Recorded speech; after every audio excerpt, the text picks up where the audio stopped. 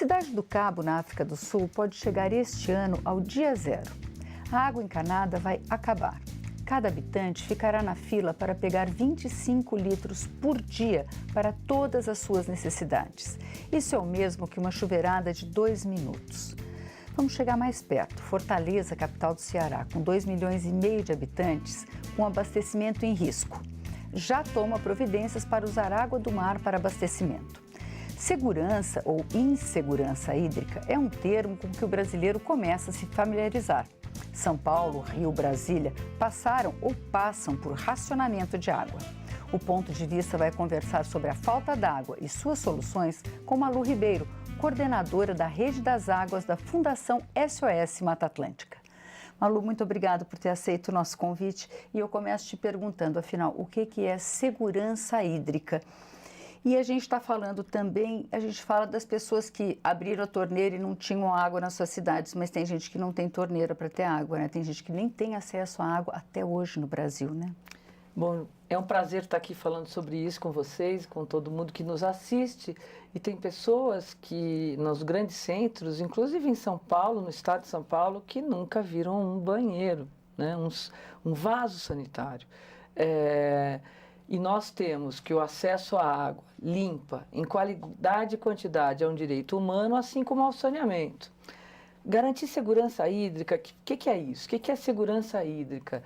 É garantir para as populações, para os ecossistemas e para todas as nossas atividades econômicas que nós tenhamos água em equilíbrio para esses usos, sem conflitos e sem prejuízo à saúde de toda a população. Há mais de uma década, um estudo das Nações Unidas dizia que em Brasília, em menos de 10 anos, a cidade ficaria sem água. O crescimento do consumo de água no mundo tem crescido, a população cresceu, os usos são maiores. O que faltou para a gente não ter essa... Parece que a falta d'água caiu. Teve seca, agora teve falta d'água. Eu não estou discutindo a questão dos governos em si, o governo que caiu com a falta d'água, né? Porque coincidiu com a falta d'água, mas conosco também, com a população. Se já se dizia que ia faltar água, por que a gente agora está se surpreendendo? Olha, eu acho que são dois problemas. Em primeiro lugar, é a falsa ideia da abundância, né? De que o Brasil tem muito recurso natural e muita água, e que a espécie da Mata Atlântica que empresta o nome ao país, o pau-brasil, quase chegou à extinção por causa de um modelo, na época do Império, da Brasil Colônia, na verdade ainda, de exploração de recurso natural até o fim, né, até o esgotamento do recurso natural. A água é um recurso natural. Se nós usarmos a água como insumo ou como um minério, os outros minérios, porque a água também é um mineral, nós chegaremos ao esgotamento.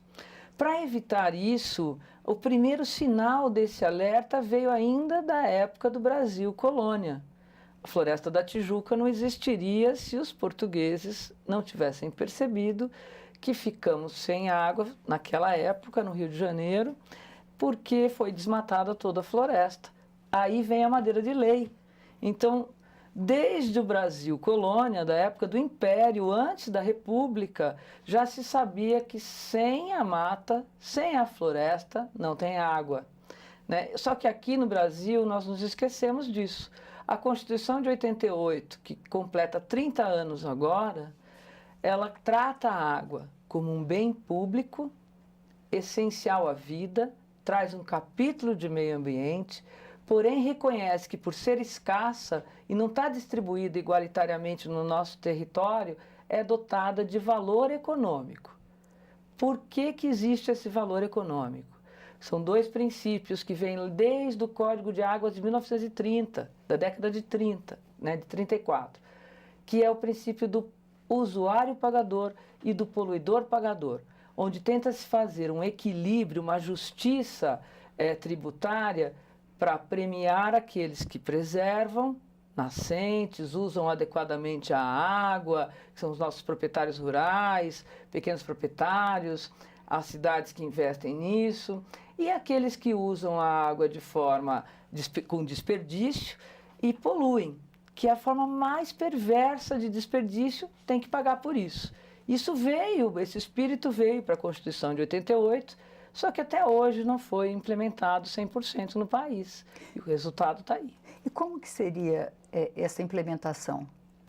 É através da nossa Política Nacional de Recursos Hídricos, que é a Lei das Águas do Brasil, completou, me desculpe, 20 anos no ano passado, por meio dos comitês de bacias hidrográficas. Esses comitês de bacias hidrográficas fazem os planos de bacia.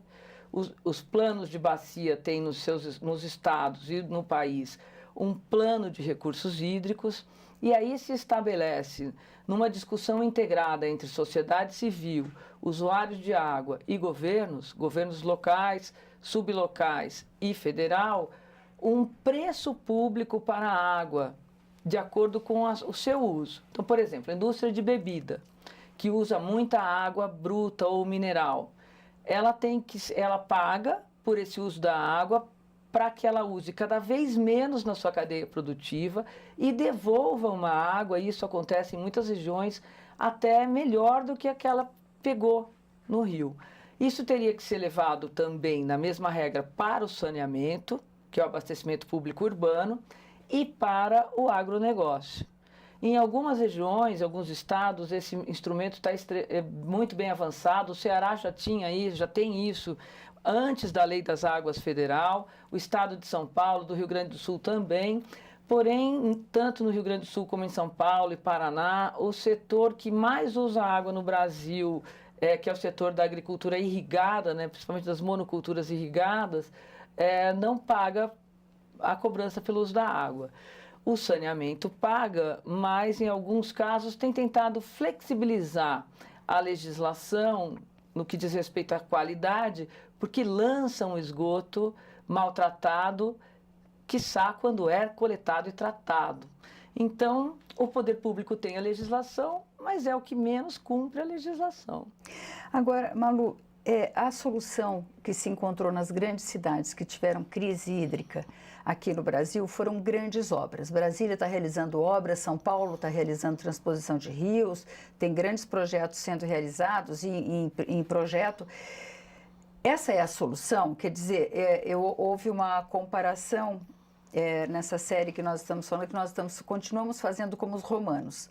Né? Cada vez mais vamos buscando água mais longe. Essa é a solução para as grandes cidades? Não, essa não é a solução. Esse é um erro do passado, como você muito bem colocou, principalmente do modelo de desenvolvimento dos anos 70, né? Que hoje a gente não pode falar em desenvolvimento sem equilíbrio, sem justiça social. O desenvolvimento depende de um equilíbrio socioambiental, não pode ter exclusão de pessoas de cidades, das áreas de comunidades informais, que são as favelas, as ocupações da zona rural, que são invisíveis para essa legislação. Então, as soluções para enfrentamento da crise hídrica, por exemplo, no caso de São Paulo, não foram as grandes obras, foi a ação de cidadania. As pessoas, antes do governo, começaram a mudar seu comportamento, a ser solidária, a guardar a água na bacia e compartilhar com seu vizinho, a não aceitar um racionamento de água, porque o racionamento de água na cidade, quando você fecha o fornecimento da água nas torneiras das casas, aquela hora que as redes, e dias que as redes ficam sem água passar pelos canos, aquela água, aquilo contamina, é uma cultura de bactérias dentro daquela rede de água. E a hora que você abre essa água, então ela vem com muito cloro, com muito produto para matar essas bactérias. Ela é uma água ruim. E o que é pior, as pessoas sabem que não vai ter água, você guarda a água em baldes, em tanques, máquina de lavar, muitas vezes não tampa. Qual foi o resultado disso? Dengue, zika, chikungunya. Porque o vetor dessa água armazenada sem veio com um mosquito. É um caos, é um problema de saúde pública o racionamento. Então, São Paulo não aceitou fazer o racionamento, mas adotou uma medida que foi extremamente importante depois que a população pressionou, que foi dar o bônus para quem economizou a água e o ônus para quem desperdiçou. Infelizmente, essa medida esse ano, é um ano de eleição de novo, não está sendo adotada. Mas nós deveríamos ter mantido o bônus para quem usa menos, aprendemos a usar menos, e o ônus para quem desperdiça, né? Agora, mesmo no ano do racionamento, chovia muito em São Paulo e tinha horas que inundava algumas regiões. Quer dizer, a gente está... existem possibilidades, hoje os arquitetos falam em infraestrutura verde. São Paulo pode mudar aspectos da sua arquitetura cotidiana para melhorar o abastecimento de água? Sem dúvida, todas as cidades podem. Esse investimento em tecnologia verde, né, numa agenda verde azul, é justamente o que o Fórum Mundial da Água trouxe, o recado de todos os cientistas, e já era o nosso recado, no caso da SOS Mata Atlântica, não é à toa que a gente tem essa bandeira faltando verde, estão tirando verde da nossa terra, porque nós temos 31 anos, há 31 anos a gente fala isso. Para ter água na região sudeste e nordeste, nos 17 estados da Mata Atlântica, como em São Paulo, você precisa reinventar, renaturalizar, trazer a Mata Atlântica, que é a nossa casa dessas grandes cidades, para a margem dos rios, para os parques públicos. Essas áreas verdes, principalmente as várzeas, os fundos de vale, são os verdadeiros filtros desse ciclo hidrológico. A região da Cantareira virou uma região árida, com solo cada vez mais árido, não um semiárido como no Nordeste, mas é difícil manter perenidade entre os ciclos de chuva e seca num reservatório como Cantareira, porque ele tem 21% da cobertura florestal natural. Então, é o contrário do que fez Nova York, por exemplo. Embora nós tenhamos várias áreas protegidas da Mata Atlântica, no estado de Minas, nas cabeceiras da Serra da Mantiqueira, porque abastece ali todo o Vale do Paraíba, as nascentes do São Francisco, na parte que ainda é Mata Atlântica, no sul do Brasil, Rios Sinos, Grandes Rios, Itajaí. Nós temos tido as forças políticas dessas regiões lutando para desproteger esses mananciais. Quando esse aviso que você dá e que as pessoas veem, como é que eu estou sem água na torneira se uma chuva de 15 minutos provocou uma enchente? Solo permeabilizado, asfalto, tudo impactado. Quando chove, para onde essas águas vão? Elas não têm para onde ir. Os rios estão enterrados. Então, muitos países renaturalizaram rios. Tem gente que fala, mas isso é impossível? Não é impossível. Se é possível remover comunidades e pessoas de áreas de risco, porque essas áreas protegidas são áreas de risco, como nós fizemos com a remoção dos bairros Cota, na Serra do Mar, no estado de São Paulo, é possível também remover pessoas de margens de rio que qualquer chuvinha transbordam e levam pessoas a contato com água contaminada, doenças de veiculação hídrica. A gente volta daqui a pouco com essa conversa.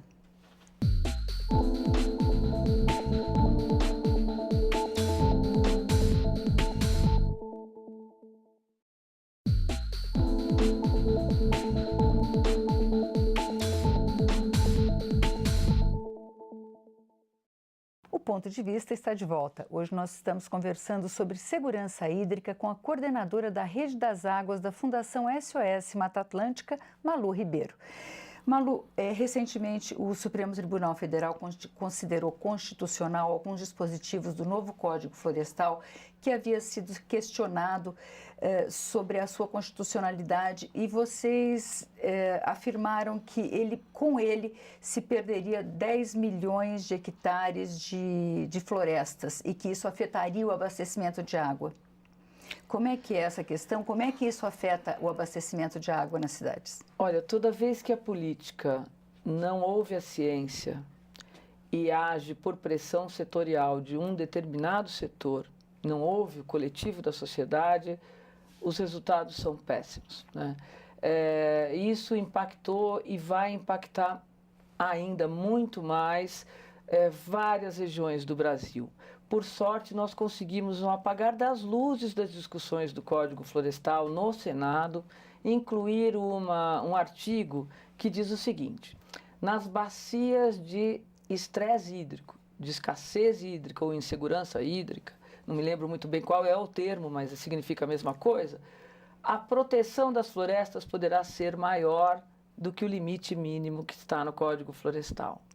E muitos proprietários de terra, que são hoje os nossos conservadores de água, nossos produtores de água, que são os pequenos e médios proprietários, ou comitês de bacia, como da região de extremo estresse hídrico, que é o Piracicaba, Capivari e Jundiaí, deram a resposta ao antídoto dessa decisão judicial, que foi uma decisão judicial muito apertada, 6-5, né? Quer dizer, não é uma decisão, ela a qualquer momento poderá voltar ao Supremo, como nós estamos assistindo com outras questões.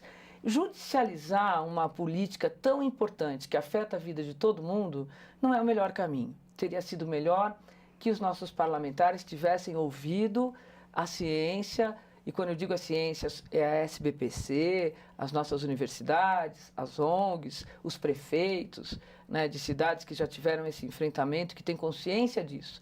Mas, infelizmente, a pressão econômica falou mais alto.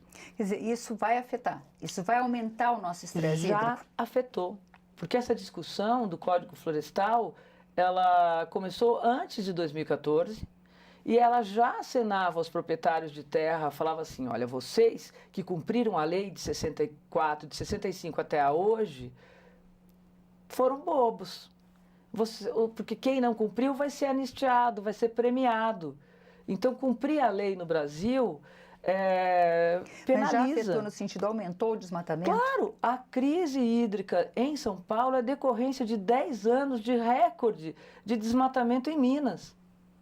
Minas Gerais, antes da votação do Código Florestal até, já era o recordista do desmatamento da Mata Atlântica no Brasil. Depois disso, depois de Minas, agora Minas deixou de ser o recordista, enquanto se discutia o Código Florestal, a região do Mato Piba, Maranhão, Piauí, Tocantins. Quais são as regiões que mais enfrentaram crise hídrica? 6 anos de seca do Nordeste, exatamente nessa região. E as consequências perversas no Espírito Santo, Rio de Janeiro e São Paulo, com o desmatamento de Minas. Quer dizer, você não enche um reservatório, um reservatório só com a água da chuva. Você enche esse reservatório de forma perene, enfrentando mudanças do clima, com as nascentes perenes. E foi justamente o que a gente desprotegeu. Só a discussão de que haveria uma anistia no Código Florestal fez com que o desmatamento aumentasse. Nós estávamos chegando no desmatamento zero da Mata Atlântica, nos estados da Mata Atlântica. Conseguimos em muitos deles, mas não conseguimos ir além. É uma floresta extremamente importante para garantir água e clima, manguezais, saúde, principalmente das regiões costeiras, para evitar o que a gente vê com a Bacia do São Francisco, que é o mar adentrando nas águas doces, mudando toda a nossa geografia, toda a nossa geopolítica, toda a questão social. E nós fizemos o contrário.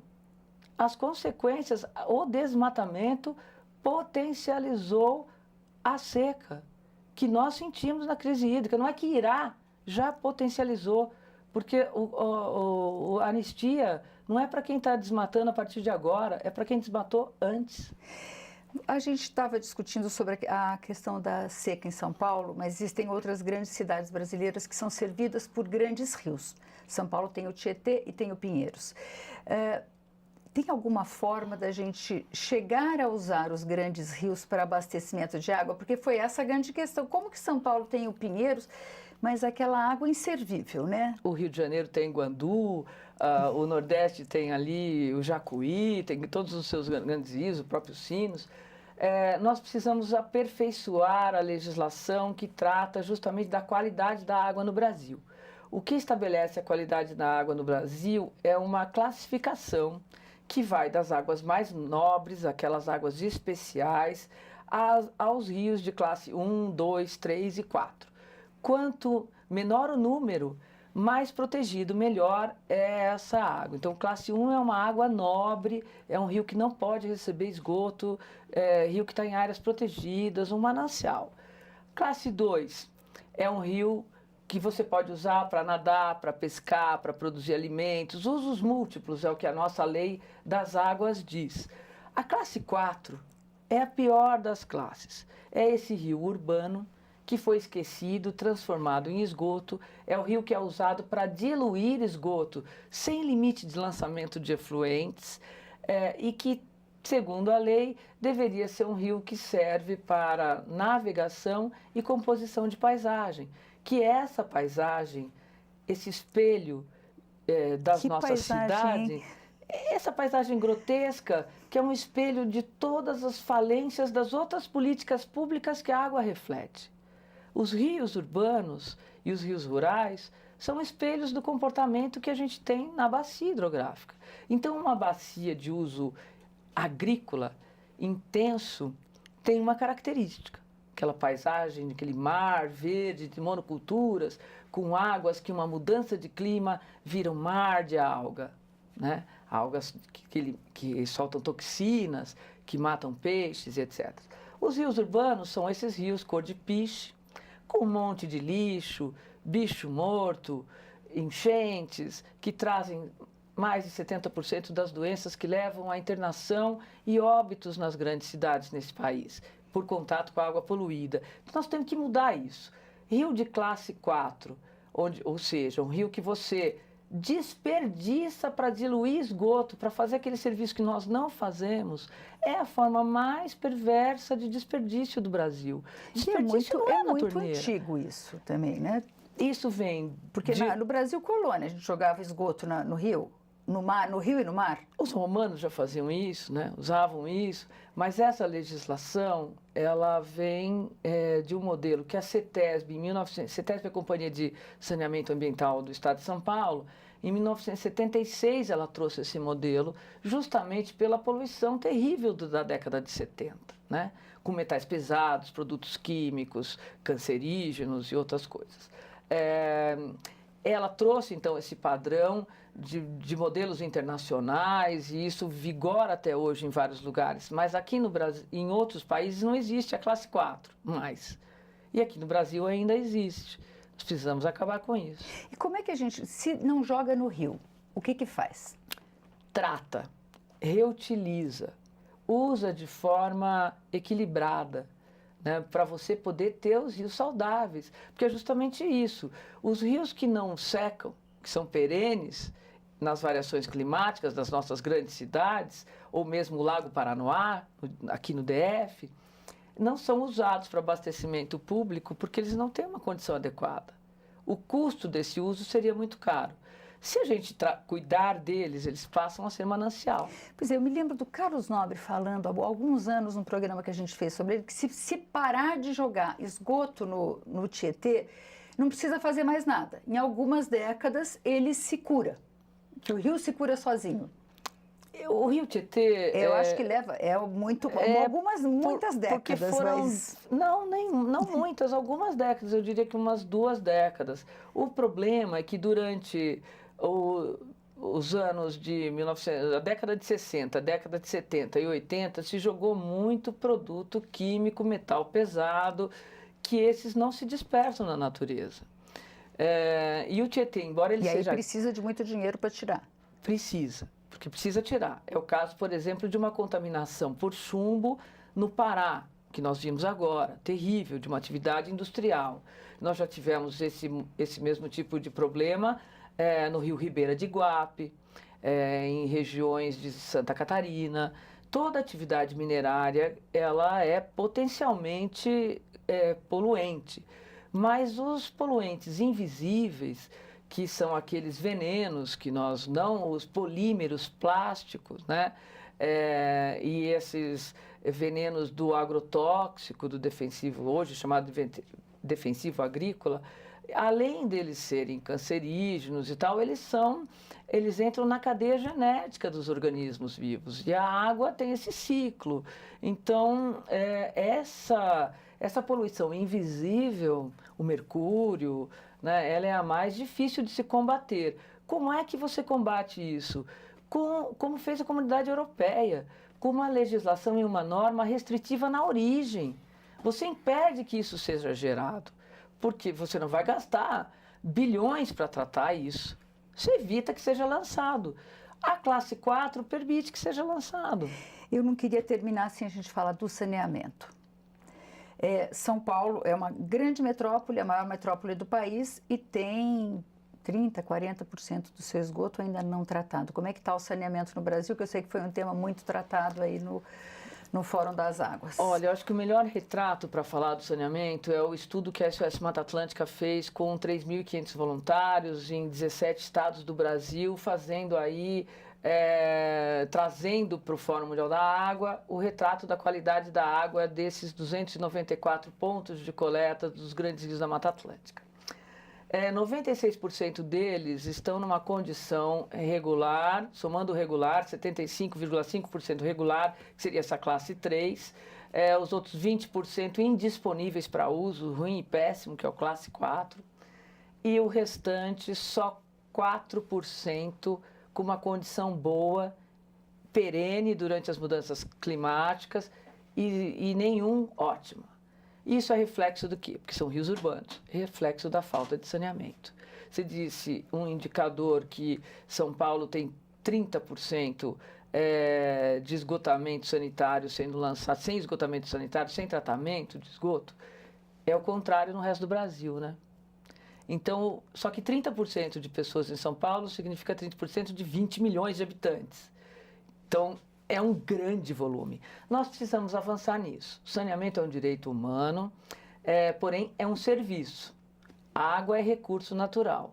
Nós não podemos regular água e saneamento numa mesma agenda. Saneamento precisa de uma gestão integrada, precisa ser o saneamento ambiental, envolver coleta e tratamento de esgoto, o lixo, o resíduo sólido e o uso do solo. Porque se eu tiver populações morando em área de risco, desprovidas de coleta e tratamento, porque a área é irregular, elas são um desrespeito ao direito humano. Então, quem não pode deixar essa ocupação irregular são os municípios. Saneamento, a titularidade é do município. Água, a titularidade é da União.